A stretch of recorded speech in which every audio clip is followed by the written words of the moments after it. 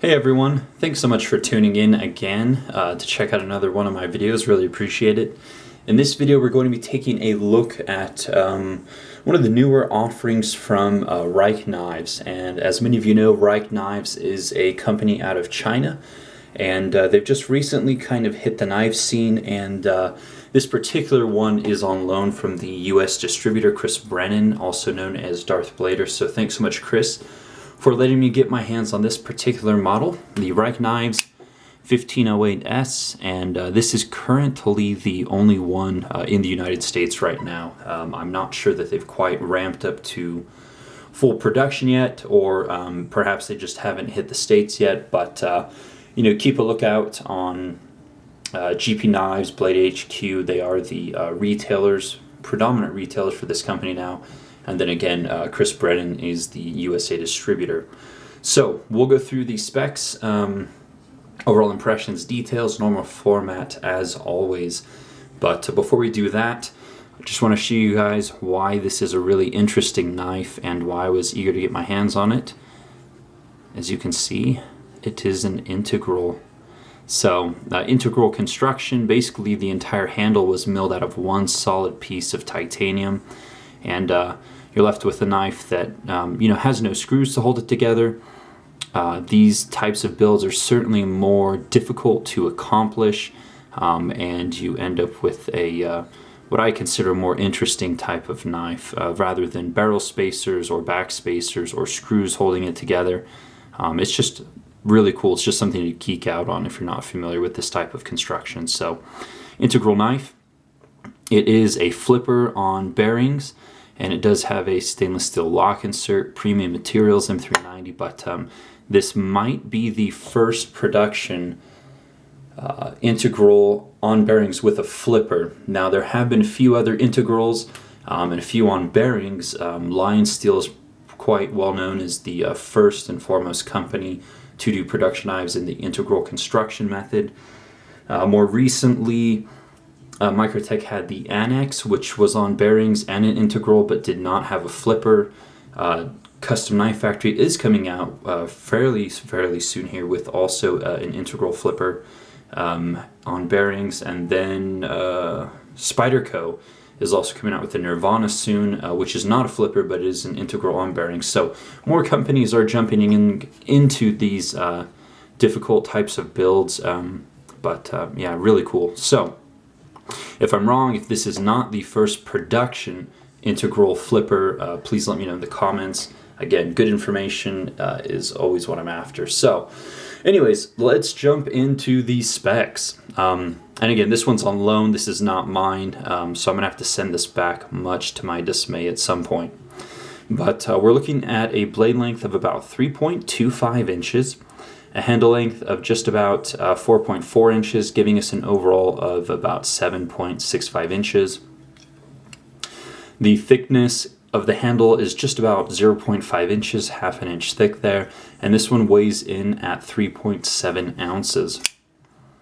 So while we're talking about specs, here we have a quick size comparison between the Rike 1508 and the Spyderco Rubicon.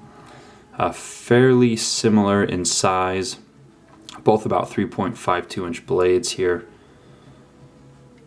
but the Rubicon is a tad bit chunkier. So yeah. Now another one, the other Rike, the 1507, the Quaken style. This one is quite a bit longer here.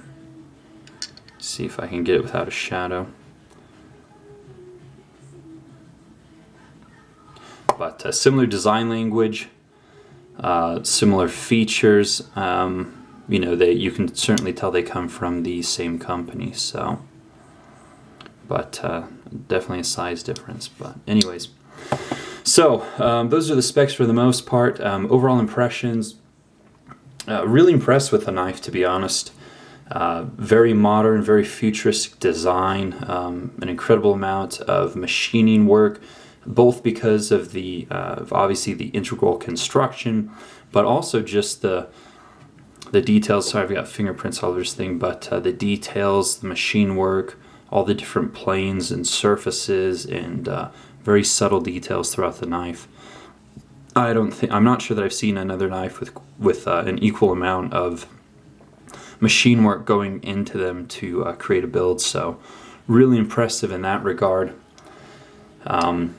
Flips well, good ergos, good pocket clip. Yeah, kind of a gentleman tactical style knife in what I consider to be, the smallest size that still offers a full hand grip there. So 3.25 is as small as I like to go, and again it creates very nice EDC size knives. So just like with the Rubicon, Guardian Tactical Helix, Line Steel TRE, I posted a picture on Instagram of all 4 of those for a size comparison if you're interested. But yeah, so overall impressions, really like the knife, really well executed, ton of machine time, nice design, premium materials, really good stuff all the way around. So let's jump into the specifics, and we will start out with the blade as always. So either ceramic media blast or a tumbled finish, perhaps a combination of both, but it is a full flat ground blade with the swedge up top. You do have the Rike Knife and model number designation. Then on this side you have the M390 designation. Now, knife came with a great edge. I cut through a few boxes, envelopes, some twine, stuff like that.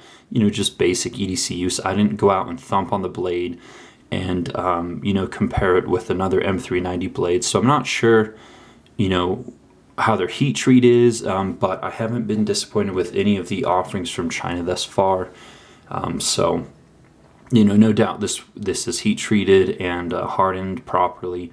Really nice edge, hair shaving sharp. So top of the blade on the spine here, you do have a nice row of jimping, very functional, locks the thumb in really well without being sharp. I really like the jimping there. There's also some jimping here on the flipper tab. Again, also very well done. Grips the finger really well. Gripped a little too well. And nice deployments. So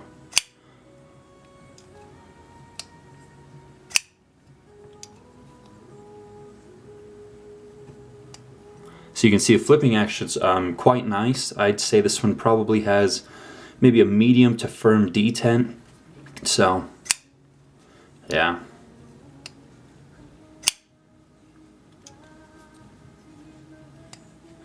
So anyways, that's what the action looks like. That's the jimping. In hand, the ergos are really comfortable. Now, if you really push up hard on the front of the knife, you will feel the jimping on the flipper tab. If you really dig in there, but in a normal grip, you do not feel it at all. So, a knife in this size range isn't really intended for hard use, but if you really did something crazy or taxing with it, you might feel the jimping a little bit here on the first finger, but that's just about it there. So, yeah, that's it for the blade. Let's take a look at the, not scales, but one large handle scale here. Nice flat, I believe this was a T8 Torx pivot here, and then you have a really cool pivot collar around it that is polished with like a teal coloration. Goes well with the green anodization on the rest of the handle here, so really cool pivot collar. It's mirrored on the other side, and the one on this side also serves as the over travel stop, as you can see. So you can't hyperextend the lock on it, which is pretty cool. But again, take a look at all the machining, all the different planes and surfaces on this particular knife.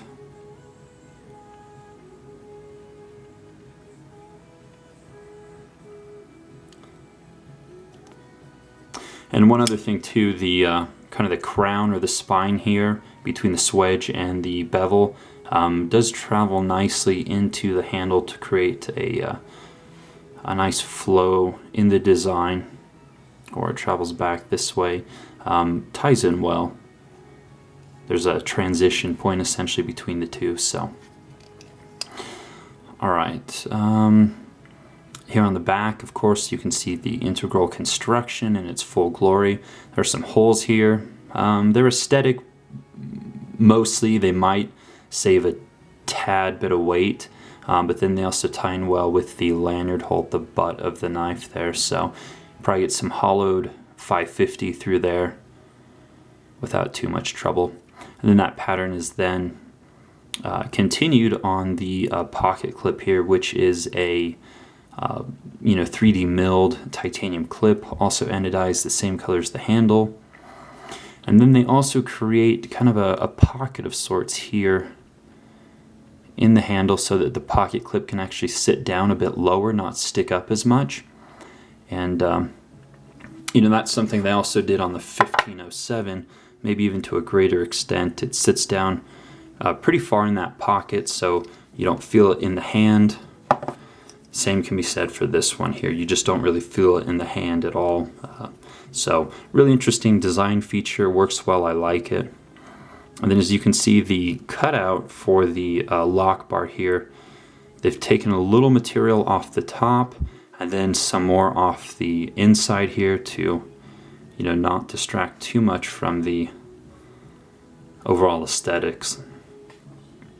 This side does have a stainless steel lock insert, and unlike most, as you can see, most of the time the lock inserts will be on the inside and come up over the top for the contact point.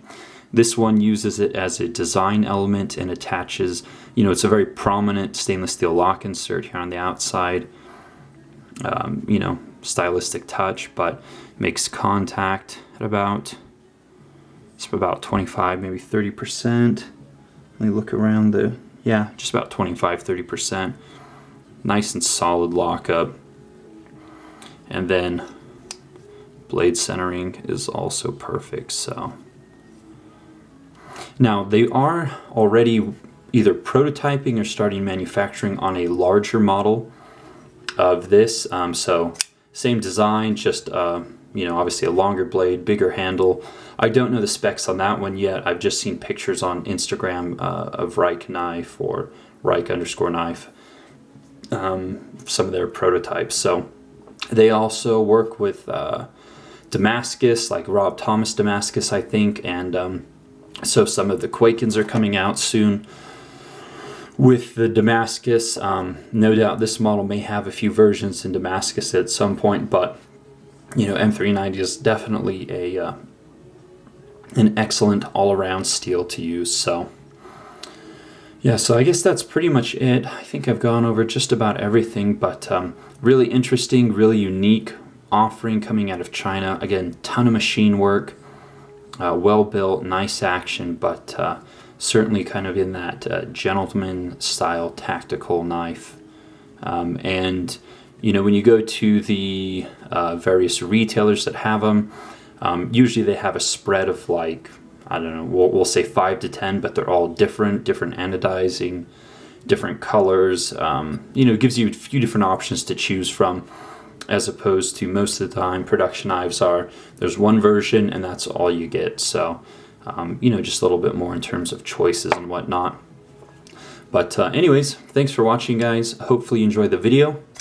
If you did, please give me a thumbs up. And if you're not subscribed, be sure to subscribe. You can also follow me on Instagram under Epic Snuggle Bunny. And yeah, I will see you guys soon. Thanks for watching. Take care.